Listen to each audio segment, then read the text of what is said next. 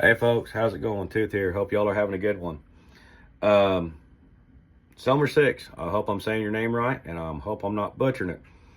Um, Adjustable gas block for recoil mitigation. 100%, you are correct. And I didn't think about that. I was more concerned about suppressing a 14.7 barrel and getting gassed out at the receiver. That was my whole thought process. And recoil mitigation, yes, you're 100% correct. It's always best to use your buffer system and all of that good stuff. So we're on agreement right there.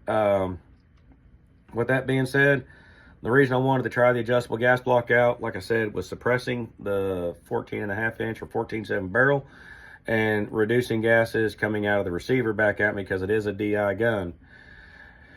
I did look at the piston stuff. I didn't find anything I really liked on it, and plus it's expensive as all get out. So that's why I went that route. Superlative Arms, I hope I said that right, is the one I started seeing a lot of videos on.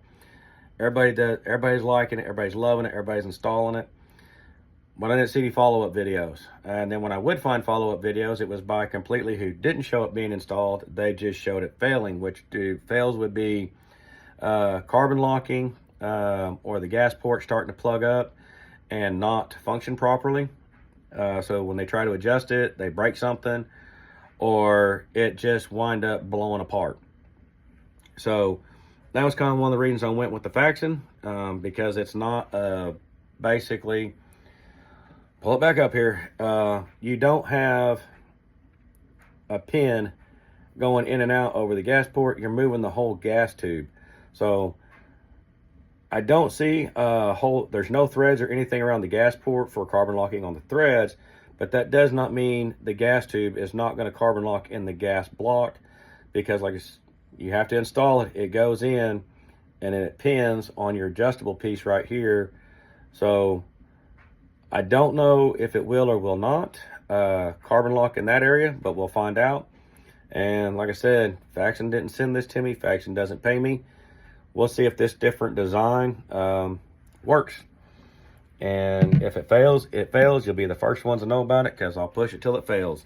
I'm not going to be nice to that gun, to be 100% honest with you, because it's my idea of a range toy, maybe a competition gun, and my version of a cheap duty gun. We'll see what happens.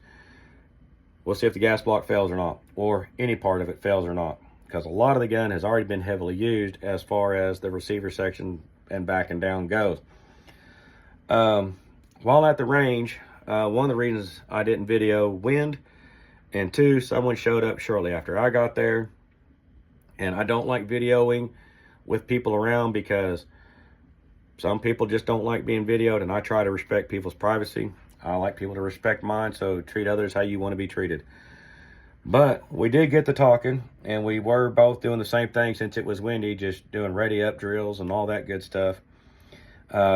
This individual had a shot timer, and after going back and forth talking, swapping guns back and forth, and saying he was liking mine over his, which after shooting his, I could see why. Man, got me thinking about a question somebody else asked me about a video I put up, talking about a video I put up a month ago, talking about LPVO over Prism Optics. The split time on the Prism Optic was drug out pretty decently, and that was me, one, being out of practice with the Prism Optic, but two, keeping the gun on target, and then the LPVO just sending it, calling it good, and had lower split times. When I got asked about it originally, I blamed the optic. That and me being out of practice with it. After that whole deal went down, Friday, shooting this guy's gun, which here's the catch. He was running a 16-inch. I'm running a 16-inch. He's running a pencil barrel. I'm running a SOCOM or government profile barrel. I don't have a 16-inch pencil barrel. I actually have the 18-inch pencil barrel that was in the Poverty Pony that I ran that drill with. And I'm going to work out a way to do a tilt test on this to see if I'm 100% right. But kind of sitting here bouncing this one around, that's an 18-inch. And here is a 16-inch government profile style barrel.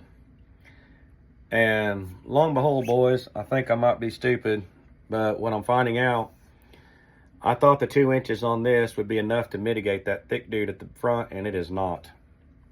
This has a lot more weight on the front of it. It feels like it has a lot more weight on the front of it than the pencil barrel does on an 18-inch. So I've got a scale somewhere around here. I will rig up if it goes low enough and test that theory out.